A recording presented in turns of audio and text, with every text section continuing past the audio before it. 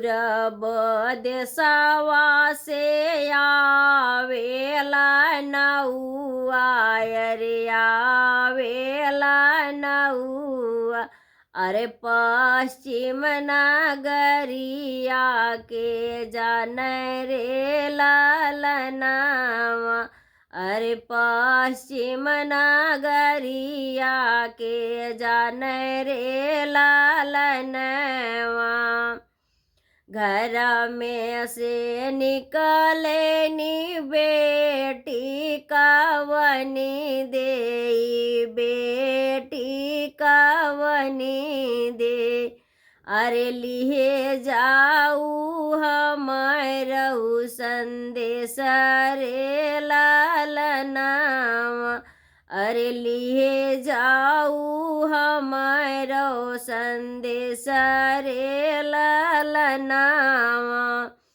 हमारा संदेश हमारे ससुर से कही है अरे ससुर से कही है अरे अच्छी चुनरिया लिए हैं रे लालनावा अरे अच्छी चुनरिया लिए हैं रे लालनावा चुनरी के गोटवा में सुहागन लिखाई है सुहागन लिखाई है अरे बिचवा में मोर छापावई है रे लालनावा अरे बिचवा में मोर छापावई है रे लालनावा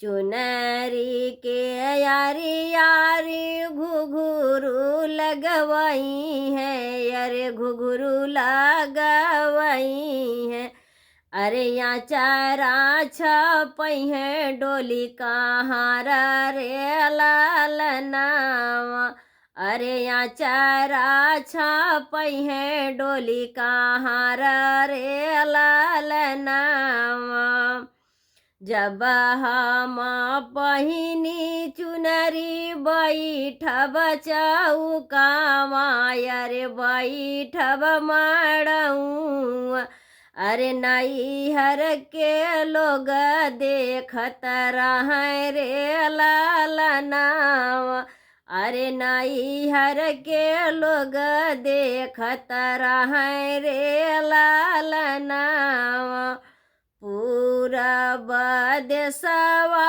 से आवेला नौआ अरे आवेला नौआ अरे पश्चिम नगरिया के जाला रे लालनावा अरे पश्चिम नगरिया के जाला रे लालनावा घर में से निकलनी बेटी कवन दे बेटी कवन दे अरे कारेली नौआ से बात रे लालनावा अरे कारेली नौआ से बात रे लालनावा मोर संदेश लिए जाऊ नौआ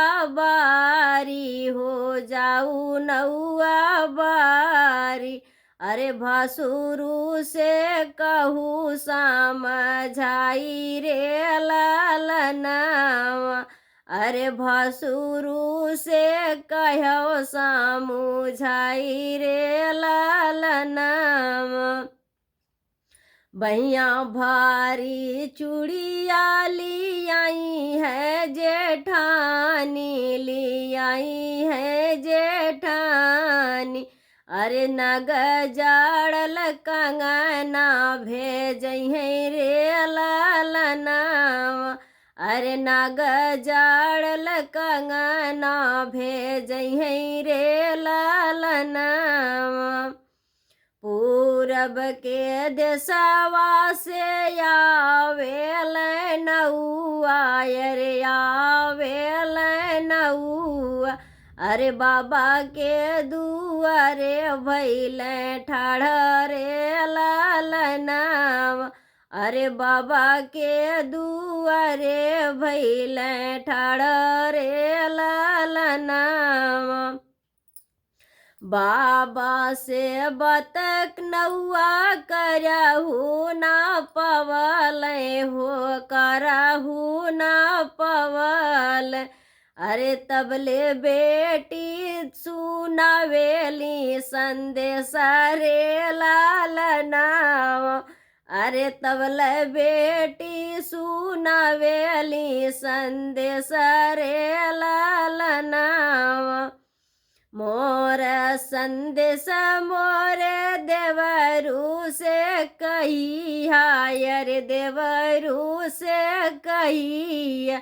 अरे भौजी नहाई न चाटा कर रे लालनावा। अरे तुहर भौजी हाई न चाटा कर रे लालनावा।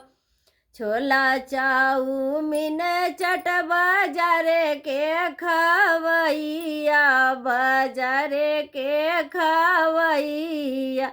अरे तोहर बादे भेजली न संदेश रे लालनावा। अरे तोहे खातिर भेजली संदेश रे लालनावा।